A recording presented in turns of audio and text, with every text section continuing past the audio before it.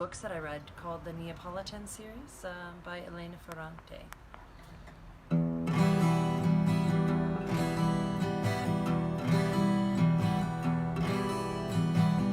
How am I to tell the story of my life without her laces? Time quiets down and events they spread out like suitcases. Clutch from a baggage claim set in order of my paces. Clearly lacking the colorful chaos she embraces. Gone, gone, gone are the times when we tore the words from each other's mouth. Lit inside like the charges from an electrical storm twisting to the ground. We were bound.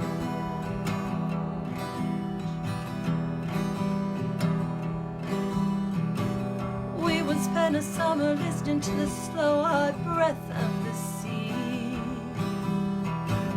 holding me to her like a slave, a mentor and devotee.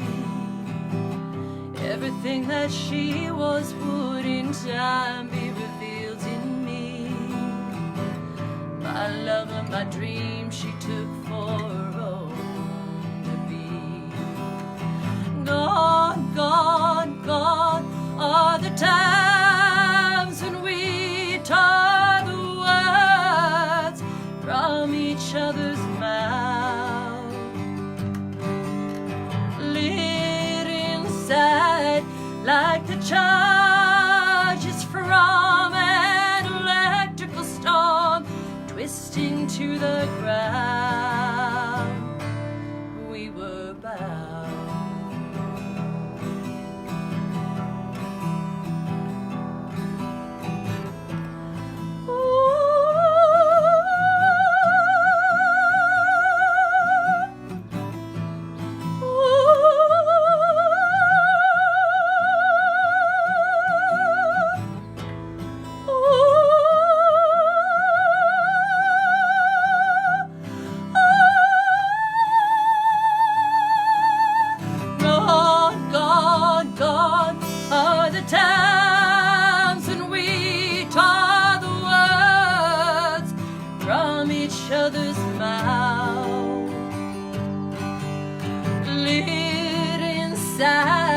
Like the charges from an electrical storm twisting to the ground.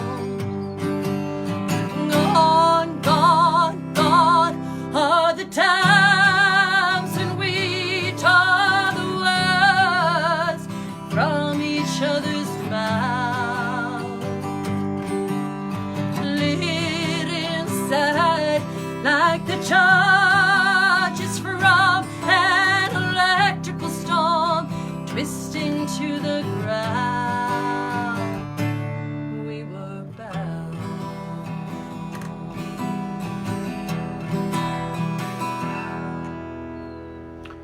Folks, welcome to the Jake Feinberg Show here in the Land of Enchantment in Santa Fe, New Mexico, and joined by a serious original creator and songwriter, Stephanie Hatfield. Welcome to the Jake Feinberg Show. Thanks for having me.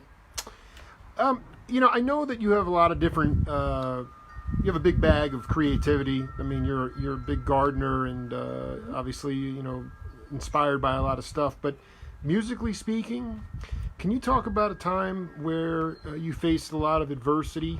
And, did you ever walk away from music? Or if not, what was a time when you faced a lot of adversity and how'd you overcome it? How did it make you a stronger player and person? The most adversity that I encountered actually was probably when I was really getting my current project underway, which was about 10 years ago. And that was mostly, that was personal and social adversity in terms of what was going on at the time. There was a lot of controversy about how my band got together and what players I was using. It was really all very small town kind of stuff. But that was probably the most adversity I think. But no, but a lot of the times the petty stuff is the stuff. I mean, how did you let that fall? How did you let it fall away? Well, it fueled my music, the frustration and that I felt in terms of the judgments I was receiving at that time, and in the years afterwards, really fueled what I just poured it into my music. I poured it into my songs. I poured it into my performances. And so any kind of emotion that I've felt or I had throughout my life, that's been the vehicle for my music, or so my music's been the vehicle for my emotions, I guess. The buoyancy that you've had when you run up against people that are, I mean, what has it been like to be a female, priestess performer? How hard is it to be a woman on the bandstand? In some ways, when you're the front person of a band, that is accepted in our culture. Now, the part that isn't is if you have any kind of ideas or opinions about how your music should be written, produced, published, marketed. So you can be the figurehead. Yes. But there's no brain being. Don't come up with the ideas. Yeah, and that is definitely where I've received a lot of pushback. Is that I might have some ideas about how I want to create my music and how I want to put it out there. Fortunately, I've been able to partner with my husband, who has been wonderful about helping or allowing me to be the voice behind the scenes as well. Whereas I think a lot of other people really discredit women and their voice in the music scene other than just being a figurehead of a band. Have you done a lot of background on like Joan Baez in terms of like how she used to, or other female luminaries? I saw Maria Moldauer. I was in the front row, and she looked at me 6 minutes into my live broadcast and waved her finger at me and said, "Turn your camera off." And so I did. But right. Again, at a certain point, what have you learned from the priestesses that have already been well established about fortitude? And maybe give an example of an idea that you had that ultimately you were strong enough to carry through and that you still carry through today, that you might have gotten pushback on early on. Yeah, well, Nina Simone is definitely one of my heroes, and she just is a powerhouse. Stone genius, too. Every way. And so I think from her, I really got the idea of owning my power on stage and otherwise. And I don't know, the second part of your question was how did I... What was one germ of an idea that you had as where you were the head of the band, but then you got pushback on this creative idea, but you still followed through on it? We were talking about basically the idea that women, it's cool if you're the figurehead, but, anytime you have an idea, it's shot down. But what was an idea that you had that you've carried through till today, that you might have gotten pushback on early on? I'm trying to think if there was something... I mean, of course, within, I guess, arranging songs, things like that, there were ideas that I had come up with and that other members of the band were maybe like, oh, I don't know if that's going to work. And I would just like, we're going to try it anyhow. And we did, and it worked as well as it worked. I mean, it's all a learning process.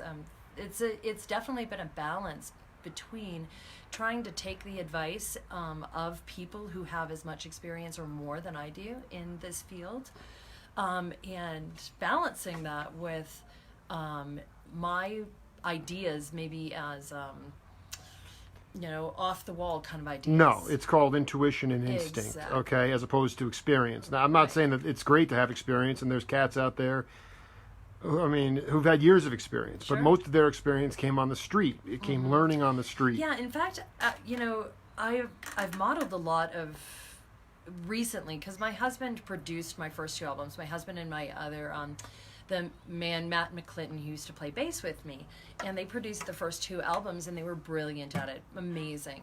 And when I decided that I wanted to step into more of the producer role, I really did model it after my husband, Bill, because when he first started Frogville Studio, as an engineer and producer, he had no experience. Right. He had nothing. They needed to make a record. Somebody asked him if he'd do it. He's like, I've never done it before, but why the hell not? I'll do it. And that attitude is something that I think a lot of men in this society have been privileged enough to have. And most women that I know don't feel like they could do something like that because we're not allowed to take as many risks in that way without more criticism for it. So instead, I looked at my husband and said, okay, if he can do this, by God, I can do this too. I can do it the same way. I don't have to have any more experience than I do. I can trust my intuition. I can trust my inner knowledge and my own creativity, and I can make something great. And I can learn along the way.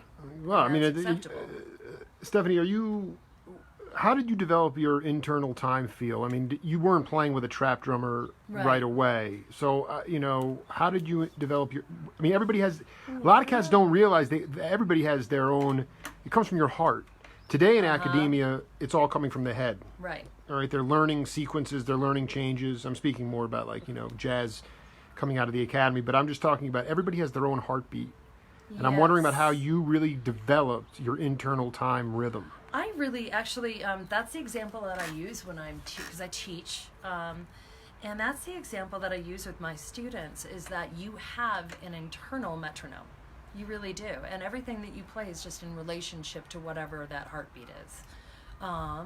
So I guess it's just trusting that. I obviously studied classical music, or not obviously, I did. I studied classical music for many years. So I imagine that gave me a lot of practice. I did work with metronomes when I studied classically, and when I studied piano. And do you feel like you fall somewhere in front of the beat, or right on top of the beat, or behind the beat? I mean, that's the most magical thing about. Yeah. I mean, I fall behind the beat for sure. You're on the back. That's good. No, but that's more. I'm definitely in the back of the beat. Like my husband says, when I first started playing guitar in his band called the TV Killers. Now I play bass, but I did play guitar originally. And he said the reason he loved my playing is I wasn't, ripping leads or, tremendously skilled guitar player in terms of technique. Absolutely. But he said that I had the style of Keith Richards because I always kind of fell on the back of the beat. So. But you were also playing this hypnotic rhythm as well? Mm-hmm. I did, yeah. I played rhythm for him. And I mean, that to me is the most important part of music, is the hypnotic rhythm. People bounce out of it too quickly. But if you really want to create that spiritual vibe, it's the rhythmic part of it, and not so much the chops. Yeah, exactly. You just settle in. Well, people want to see you play, so by all means, whatever your heart tells you to play, Stephanie Hatfield. Okay, well, this is one of my favorite time signatures. I don't know where I gained this the affinity for this time signature, but it's all feel, probably. Yeah, this I wrote this song, and I attempted to record it a couple of times, and it just didn't work out until Bill came up with the idea when we were camping down in the Big Bend region, where the Pecos meets the Rio Grande near the border. And I was playing the song in the desert, and he had been working with a group of mariachis called Mariachi Sonidos del Monte. And he had the idea that we should collaborate on this tune, which we did, and they're amazing. It's in 6/8, which is a very common time signature for mariachi music. And coincidentally, I'm releasing, or the Santa Fe TV show has released a video featuring this song and the Mariachi Sonidos del Monte just today. So this is honor of that.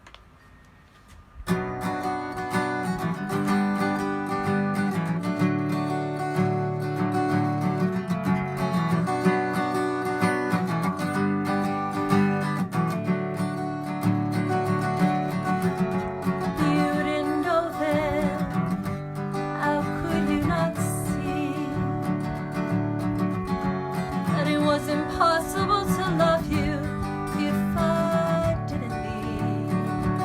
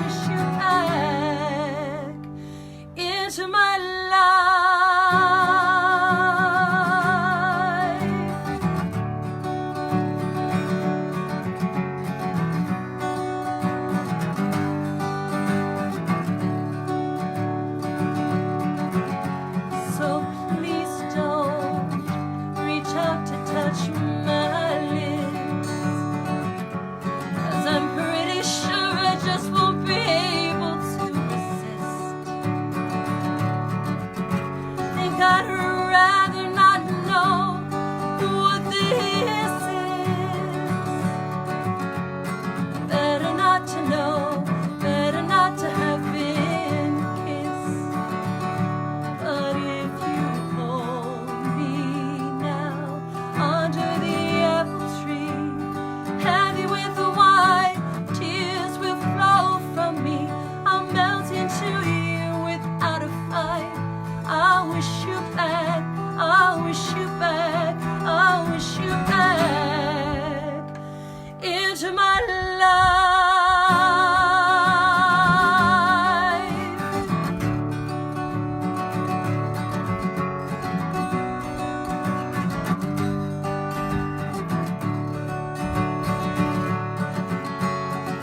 So when the leaves freeze and reach for the ground, they'll give up like I didn't release you without a sound. You won't find I'm gone till you look around. Scattered and strewn, nowhere left to go but down. But if you hold me now under the apple tree, heavy with the wine, tears will flow from me. I'll melt into you without a fight. I wish you back, I wish you back, I wish you back into my life.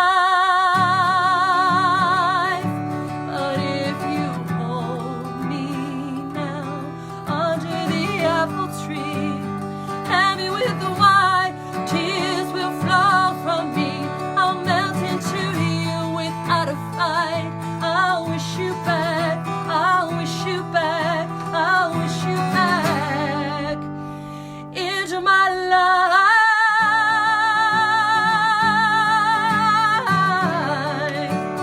Into my life. Oh, oh,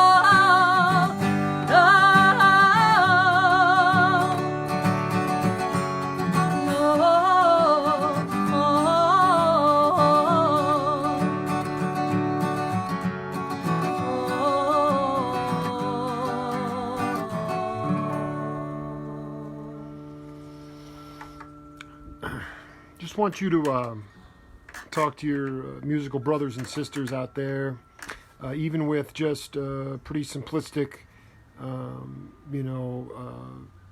verses, choruses, not a lot of improv, but still, yeah. how best to touch people's hearts, in a live setting, according to Stephanie Hatfield. I guess for me, it's all about intention. It doesn't matter what you're singing. You could sing someone else's song, you could sing your own song, you can sing something simplistic, complicated, doesn't matter. As long as you feel it as you're performing it, the audience will feel that too. Everybody, it's... The great Kenny Barron told the piano player, I was asking him, because he's just like, my whole goal is to touch people's hearts when I'm on the bandstand, and he said that... but you can't touch people unless you yourself have been touched. You can't make somebody cry unless you yourself can feel that emotion. Absolutely. And every time I perform a song, I'm feeling it. It's kind of, I've dabbled in theater throughout the years, regular straight theater and musical theater as well. And I had a wonderful teacher named Nicholas Wayne Sabato. And he... from Santa Fe Performing Arts. He was the one who created that space. And he was fantastic at giving you the safety and the ability to, laying down a platform of safety so that you could feel and express anything and tap into that whenever you needed to. And you do the same thing in acting as you do in music. It's really all about tapping into those emotions. No one that I know hasn't cried, hasn't felt joy, hasn't felt sorrow and suffering and frustration or relief. it's all in there. We've all had those emotions. But if you are a cover band and you're playing the same tunes exactly the way the cover was done, Honestly, you can do it with emotion too. If you can, you really can. No, I identify it. dig. I just, Yeah. how do you, how have you incorporated humor into your playing? I don't know that I have. But in terms of going back to Maria, I Yeah. mean, she's singing She's Alan awesome. Toussaint tunes, and she's playing all this roots music, but then also there's this like bravado on stage. She's just got this great stage presence. So Yeah. how do you? What's your entertainment vibe like insofar as? Well, if I'm having a great time, the audience feels it too, and I do. Like performing feeds me Yeah. and fuels me, and so I think the last show I did, I looked around at my band, and at one point in the show, and I'm like, God, I really love this. I love playing with you people. I love working with you people. I love sharing my music with you, and that comes across, and hopefully that comes across to the audience. And then you turn around and you look at your audience, and you realize that they are absolutely integral in creating a space for you to be able to do that, and hopefully it shows. What is your concept of love, and how do you bring love to the world? Obviously, we have this incredible natural garden here that you are producing, which is incredibly a lot of love here. But Yeah. there's a lot. I mean, to me, it's a multi-dimensional concept. But outside of music, what is your concept of love, and how do you bring love to the world? I think for me, a friend actually introduced me to this idea that people have different ways of expressing their love, and you often can identify a style. For me, it's action. When I want to express my love for people, I do things for them, and that's who I am. And I think it's the same thing with my garden. I grow food out of love. So you're a for my giver. family. You're a giver. Yeah, I like But to but give. you also are able to receive as well. Sure, It's vital. You can't just give. and realizing that I'm the only one who can give myself the ultimate love. I mean, Got to love yourself first. it's no one else's job Yeah. to express that to me. Of course, it's lovely when it happens, and I appreciate it very much, but it doesn't fulfill me unless I myself believe that I'm worthy of love and can love myself, and that's it. Can you sing a song about love? Ooh. Oh, I had another song I was going to Well, play just for no, you, just, but no. I mean, just I mean, a lot of times They're all about love. I just kind of was hoping, that you don't even have set lists going in, but play whatever you feel comfortable playing. This is a song that I wrote. It's about the loss of love, or being wrapped up in feeling like you're not getting the love that you crave or think that you deserve. The in love some language, way. the love languages are off. Yeah, right. So this one's about that, or that one person's not capable of maybe even feeling it for themselves. Dig. Okay. This is called "Lost from Me." Heh, maybe this is speaking to myself, not anyone else. Oh, sorry, the wrong. I'm gonna start the right song. No, that's fine.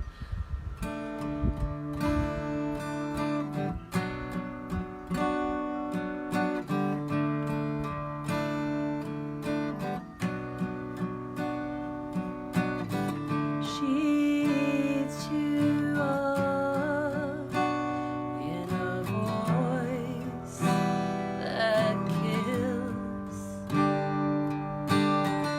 but these are small things. Ooh, I totally screwed this one up. I can't even remember how it goes now. So then play the tune Hold you on. wanted to play. No, what? Play the no, tune- this was the one I wanted to play, but I can't remember how it goes. It's all right. No, this is something habits. Hold on, I can do this. Hold on. It's One okay. minute. Yeah, Stephanie Hatfield. Look at this beautiful yard she's procured here. The dandelions, the sunflowers, tomatoes over there. Also an incredibly gifted musician.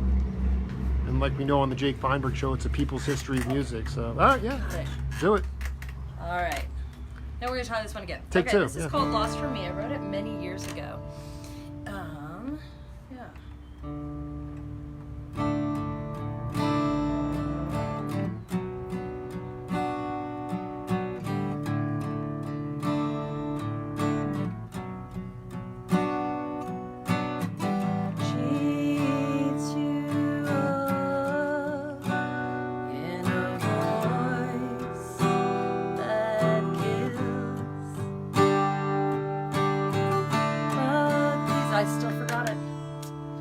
right, Forget let's it. move. Let me do I want to something ask you. else. Well, let me ask you something before you play another tune.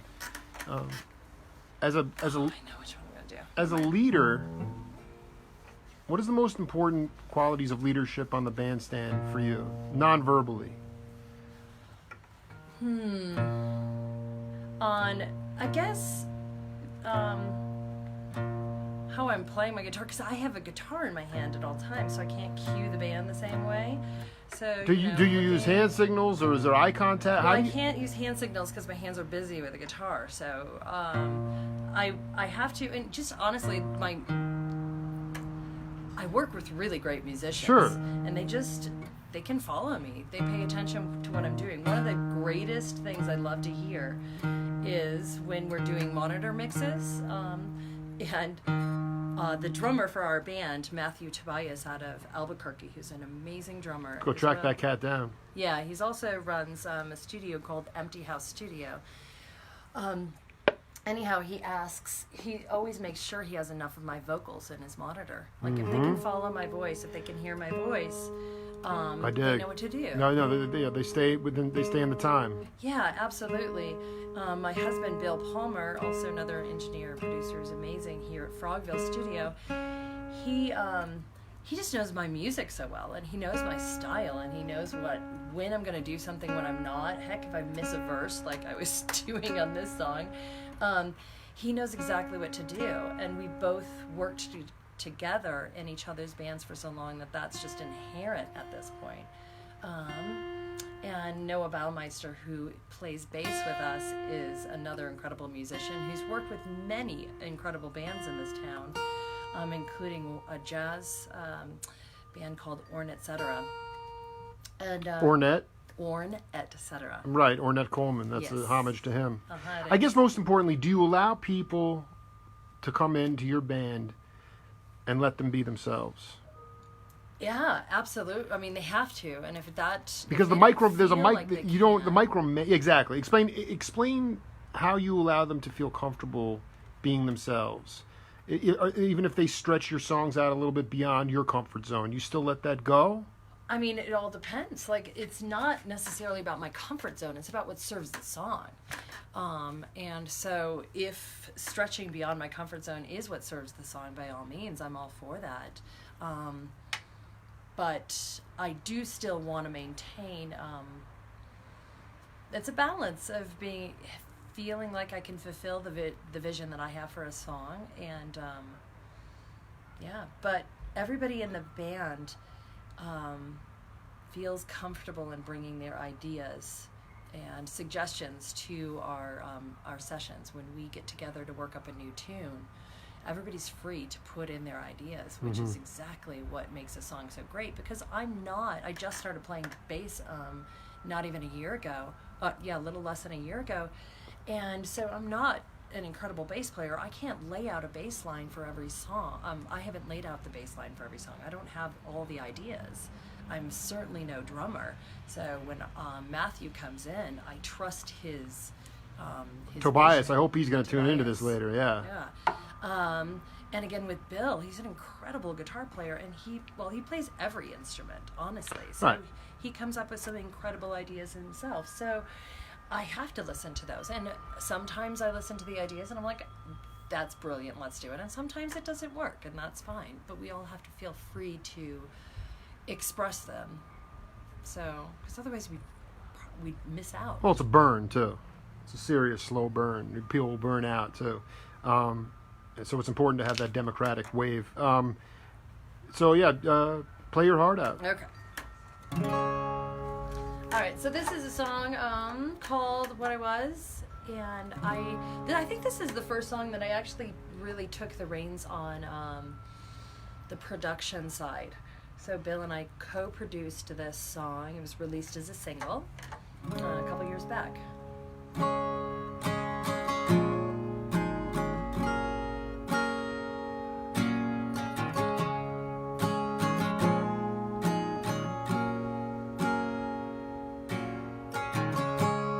Did you know I'd never let you go?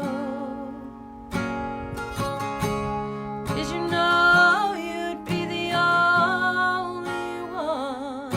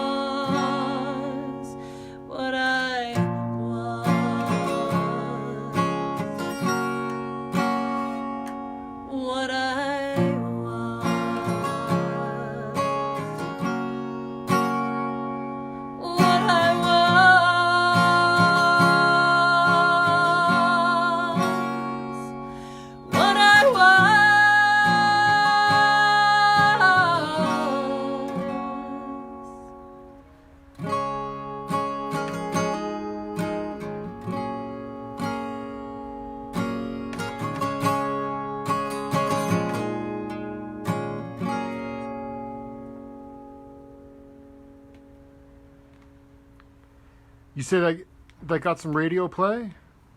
I think that one. I think that Ira G played that on KBAC. Yeah, for a while. I want you to tell the audience about. Talking to an incredibly gifted entertainer and performer. You have a gig coming up on Saturday. You want to talk about? I'm playing with a full band at Tumbleroot, a brewery and distillery. It's on Agua Fria in the old Club Alegria space. I'm not sure if you're familiar, but absolutely not. But I'm just wondering if it's so cool. Is it one of those places that you have to actually? I was actually up in Mount Hood, Oregon, catching a band called Nola Tet that has a. I know Brian Haas. Yeah, we're gonna get into that. Okay. He's a dear friend, and we were down by the Mount Hood River doing a Facebook Live. That was one That's awesome. But Zuckerberg pulled that one off. Okay, but the point is that we were in this bar, and Johnny Vodakovich, the drummer, was not present. He was back in New Orleans, so it was Dylan and Haas and Singleton, and the bar was like half filled, and it was just so funny because again they're not singing for the most part. They don't sing. They're playing tunes, improv, instrumental improv, and every time the audience got to a point where the volume got too high with the conversation, Brian would just reach a point with, not obnoxiously, but he would just start playing louder than the conversation. So at Tumbleroot or where this where this gig's at, are you going to have to deal with crowd interference? Are you going to have the attention of the crowd? At our shows past, yes, we've been able to have that. You've dealt with those things before. Yeah, definitely. But they have a beautiful stage that they've created, and it really is set up to be music-centric when the music is playing. So I think it's really set up to be a great venue. Like I said, we haven't had that problem when we've played there in the past. And it's a wonderful kid-friendly event, kid-friendly place as well. They have a play area inside for kids and outside. I dig, yeah. So it's conducive to the artist. It really is. It's conducive to all, the artist and the guest. It's really great. Great that way. And the people who own it are just wonderful people. Their morals, their ethics, their aesthetics really match ours, I believe. So it's... well, that was what I was referring to earlier about leadership, is moral leadership, because it's very vapid in this time that we're living in right now. But, before I let you go, I do want you to talk about Brian Haas and Reed Mathis, and I'm curious if you knew them from the Jacob Fred Jazz. How did you run into those two cats? They're pretty cosmic. Just Brian. Brian Haas. In fact, the reason I met Brian is because he worked with my husband Bill in the studio. Get out of here! When did he do that? Bill mixed a live album for Nola Tet. Excuse me? Get him out here right now. Bill? No, we'll do our... I can't believe he mixed... He did. What, No Revenge Necessary? I don't know the name of that. But I'm going to New Orleans next week to hang... I'm going to be having dinner with Johnny and Deborah Vodakovich. I cannot believe that they worked together on it. Yeah, and so they had recorded a live show in New Orleans, and Bill had mixed it. And then... also, he recorded an album that Brian Haas and Matt Chamberlain did. The Filth, unbelievable. So I know that one as well. I'll have to send you, because I've interviewed Chamberlain and Haas on my radio show. We talked a lot about that, which was completely... Yeah. In fact, I think Brian was talking about your husband being completely blown away by the fact that this was all spontaneous, organic, created music. Yeah, it was. They got into the studio together. And in fact, one of the beautiful things... that came of it was a song about Bill's grandmother, and that's on the album. It's an instrumental tune, though. It is, and it's it was inspired because during the recording of that album, Bill's grandmother died at the age of 100. And Mazel tov. And great life. That she lived so long, and we were blessed to have her as long as we did. And so after her passing, they were in the studio and created a piece that was inspired by Lois Miller. Stephanie Hatfield, much love to you. Continued success in all your ventures, and continue to inspire people. You did a lot today. Thank you. And straight ahead, my friend. Please check out the video. Absolutely. Much love. This is the Jake Feinberg Show. We'll Thanks. see you all later.